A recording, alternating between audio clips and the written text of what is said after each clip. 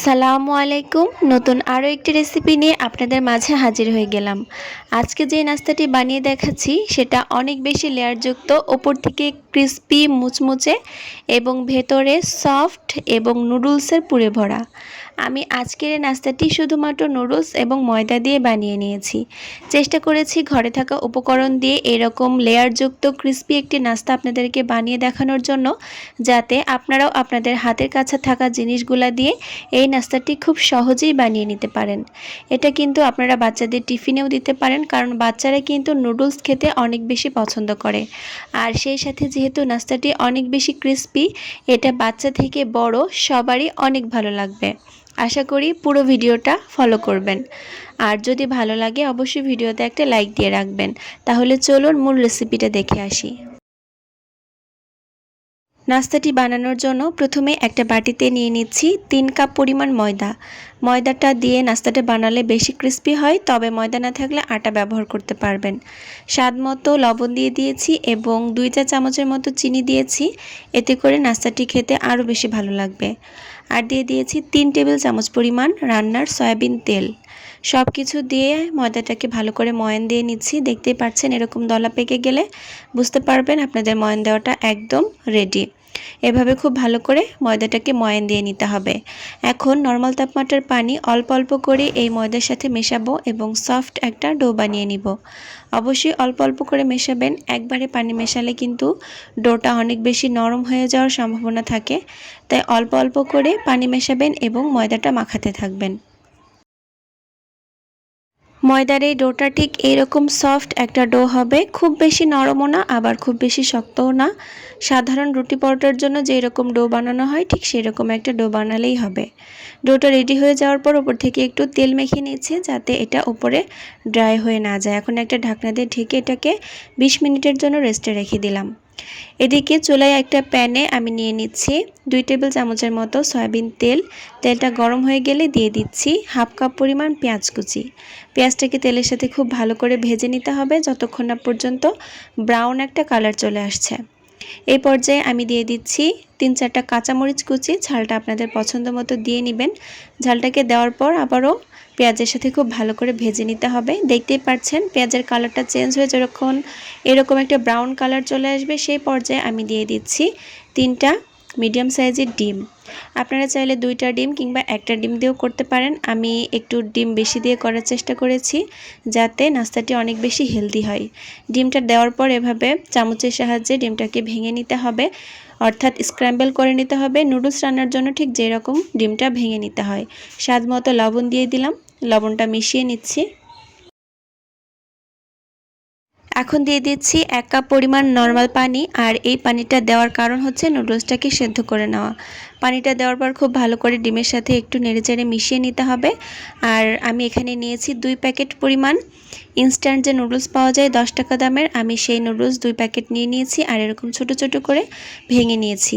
এই নুডলসগুলোকে এখন পানির মধ্যে দিয়ে সেদ্ধ করে নিব কিছুক্ষণের জন্য। এই নুডলসটা সেদ্ধ হতে খুব বেশি সময় লাগে না, তাই 1 কাপ পরিমাণ পানি ব্যবহারই কিন্তু যথেষ্ট। এরকম ঢাকনা দিয়ে ঢেকে 5-6 মিনিট রেখে দিলেই নুডলসটা একদম সিদ্ধ হয়ে যাবে। ঢাকনাটা উঠিয়ে নিয়েছি এবং যখন পানিটা বেশ শুকিয়ে এসেছে, সেই পর্যায়ে আমি দিয়ে দিচ্ছি নুডলসের যেই মশলা দেওয়া থাকে সেই মশলা। যেহেতু 2 প্যাকেট নুডলস নিয়েছি তাই 2 প্যাকেট মশলাই আমি এখানে ব্যবহার করছি।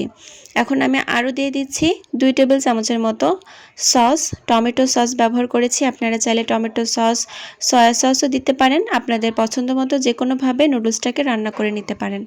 সবশেষে নামানোর আগে আমি দিয়ে দিচ্ছি 2 টেবিল চামচ মতো মেয়োনিজ। আমি এই পুরটাকে একটু ক্রিমি করতে চাচ্ছি, তাই মেয়োনিজ ব্যবহার করেছি। আপনাদের হাতের কাছে মেয়োনিজটা না থাকলে না দিলেও হবে, কোনো সমস্যা নেই। আমার এই নুডলসের পুরটা একদম রেডি। এখন এটা চুলা থেকে নামিয়ে আমি পুরোপুরি ঠান্ডা করে নিব, যতক্ষণ না পর্যন্ত রুম টেম্পারেচারে চলে আসছে। নুডলসটা নামিয়ে আমি ঠান্ডা করতে রেখে দিয়েছি। আর এদিকে একটা বাটিতে নিয়ে নিচ্ছি 2 টেবিল চামচ পরিমাণ কর্নফ্লাওয়ার এবং 4 টেবিল চামচ পরিমাণ সয়াবিন তেল। এই তেল এবং কর্নফ্লাওয়ার দিয়ে একটা স্মুথ ব্যাটার তৈরি করে নিব। এটা পরবর্তীতে নাস্তা তৈরি করতে আমাদের কাজে লাগবে। কর্নফ্লাওয়ার আপনাদের কাছে না থাকলে আপনারা ময়দা দিয়ে এই মিশ্রণটা বানিয়ে নিতে পারেন। 20 মিনিট পর ময়দার এই ডোটা থেকে আমি ঢাকনা সরিয়ে নিয়েছি এবং 20 মিনিটে কিন্তু ময়দার ডোটা একদম পারফেক্টলি সেট হয়ে গিয়েছে এবং অনেক বেশি সফট হয়ে গিয়েছে। আমি এই ময়দার ডোটা থেকে ছোট ছোট লেচি কেটে এরকম গোল গোল করে শেপ দিয়ে রেখেছি যাতে নাস্তাটা বানাতে সুবিধা হয়। এটাকে ঢেকে আবারও একটা সাইডে রেখে দিলাম। এখন একটা একটা ছোট ছোট লেচি নিয়ে নিব এবং রুটি বেলার মাধ্যমে নাস্তার যে প্রসেসিংটা সেটা শুরু করব। আমি চারকোনা টাইপের একটা রুটি বানিয়ে নিতে চাচ্ছি, দেখতেই পাচ্ছেন আমি কিন্তু গোল শেপ দেইনি, এরকম কোনো রকম চারকোনা টাইপের একটা শেপ দিয়ে নিলেই হবে এবং মোটামুটি রুটি পরোটার মতো পাতলা হলেই হবে। যে কর্নফ্লাওয়ার এবং তেলের মিশ্রণটা বানিয়ে রেখেছিলাম সেটার উপর থেকে খুব ভালো করে মেখে দিচ্ছি। আর চারকোনা পরোটার জন্য যেরকম ভাঁজ দেওয়া হয় একটার উপর আরেকটা, ঠিক সেরকম করে আমি ভাঁজ দিয়ে নিচ্ছি। এইভাবে দেখতেই পাচ্ছেন। আসলে এই ভাঁজটা বা এই প্রসেসটা আপনাদের একটু দেখেই বুঝে নিতে হবে। আমি ঠিক চারকোনা পরোটার জন্য যেরকম ভাঁজ দেওয়া হয় পরোটাকে, আমি সেরকম করেই এই ভাঁজটা দিয়ে নিলাম।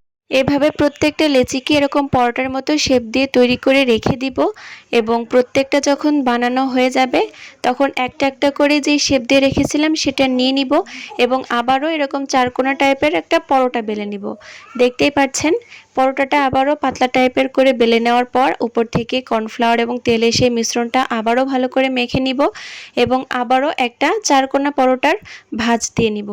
ময়দার ডোটুকু থেকে ঠিক যে কয়টি লেচি আমি কেটে নিয়েছিলাম আমি কিন্তু প্রথমেই সবগুলো লেচিকে একই রকম করে এভাবে ভাঁজ দিয়ে রেখে দিয়েছি এবং দ্বিতীয়বার আবার সেই প্রথমে যে লেচিটা নিয়েছিলাম সেটা থেকে শুরু করে দুইবার কিন্তু আমি ভাঁজ দিয়ে নিয়েছি। তার মানে প্রত্যেকটা লেচিকে দুইবার করে পরোটা শেপে ভাঁজ দিয়ে নিতে হবে। আর এভাবে দুইবার ভাঁজ দিয়ে নেওয়ার কারণে এই নাস্তাটির মধ্যে অসংখ্য লেয়ার ক্রিয়েট হবে এবং ভাজার পর অনেক বেশি মুচমুচে হবে। এজন্যই আমি আসলে এই প্রসেসিংটা ইউজ করেছি। আপনারা যদি চান জাস্ট একবার পরোটা শেপে ভাঁজ দিয়েও কিন্তু নাস্তাগুলোকে ভেজে নিতে পারেন, তবে সেক্ষেত্রে কিন্তু লেয়ারগুলোর সংখ্যায় অনেক কম হবে। দেখতেই পাচ্ছেন আমি দ্বিতীয়বারের মতো লেচিগুলোকে এভাবে সবগুলো একসাথে ভাঁজ দিয়ে নিয়েছি আর এখন একটা একটা করে লেচি নিয়ে নিব এবং পরোটার মতো পাতলা করে বেলে নিব। খুব বেশি মোটা বা খুব বেশি পাতলা হবে না, স্বাভাবিক একটা পুরুত্ব হলেই হবে।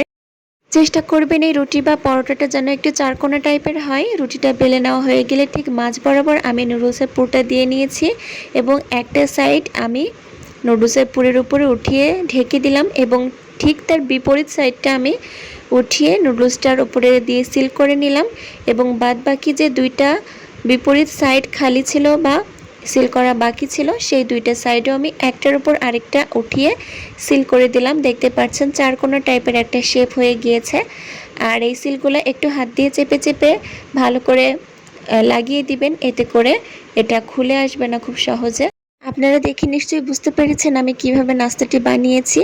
এখন এগুলাকে ভেজে নেওয়ার জন্য আগে আমি চুলায় পরিমাণ মতো তেল গরম করতে দিয়েছিলাম। তেলটা সামান্য গরম হতে হবে, খুব বেশি গরম তেলে কিন্তু নাস্তাগুলো ছাড়া যাবে না, তাহলে খুব দ্রুত ওপর থেকে কালার চলে আসবে, ভেতরে কিন্তু যে ক্রিস্পিনেসটা যে লেয়ার ক্রিয়েটগুলো হবে সেগুলো কিন্তু খুব ভালোভাবে বোঝা যাবে না বা খুলবে না।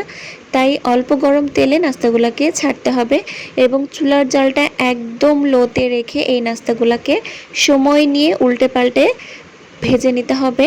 দেখতেই পাচ্ছেন পছন্দ মতো কালার আসা পর্যন্ত নাস্তাগুলোকে আমি উল্টে পাল্টে ভেজে নিচ্ছি। মোটামুটি 10 মিনিটের মতো কিন্তু সময় লাগবে নাস্তাগুলোকে ভাজতে, না হলে এগুলোর যে ক্রিস্পিনেসটা আসল যে লেয়ার ক্রিয়েট হবে সেই লেয়ারগুলো কিন্তু বোঝা যাবে না। তাই চেষ্টা করবেন একটু সময় নিয়ে নাস্তাগুলোকে ভেজে নেওয়ার জন্য। আমি সবগুলা নাস্তা একে একে ভেজে নিয়েছি, দেখতেই পাচ্ছেন। আর এগুলা ঠিক কতটা মুচমুচে হয়েছে এবং ফুলকো হয়েছে আপনারা দেখে নিশ্চয়ই বুঝে গিয়েছেন। নাস্তাগুলা কিন্তু প্রত্যেকটা একই রকম ক্রিস্পি এবং ভেতরে কিন্তু ক্রিমি একটা পুরে ভরা। আমি একটা নাস্তা আপনাদেরকে একটু ভেঙে দেখাই, এটার মধ্যে ঠিক কতগুলা লেয়ার ক্রিয়েট হয়েছে আপনারা একটু দেখেন এবং ওপর থেকে ঠিক কতটা ক্রিস্পি দেখাচ্ছে। আর এই নাস্তাটি খেতে কিন্তু অসম্ভব মজার। আপনারা যদি বাসায় একবার ট্রাই না করেন তাহলে কিন্তু মিস করবেন। আমি বারবার বলছি এই নাস্তাটি কিন্তু খেতে অসম্ভব মজার। আশা করি আমার আজকের এই রেসিপিটা আপনাদের কাছে ভালো লেগেছে। নতুন কোনো ভিডিও নিয়ে আবারও হাজির হয়ে যাব। আল্লাহ হাফেজ।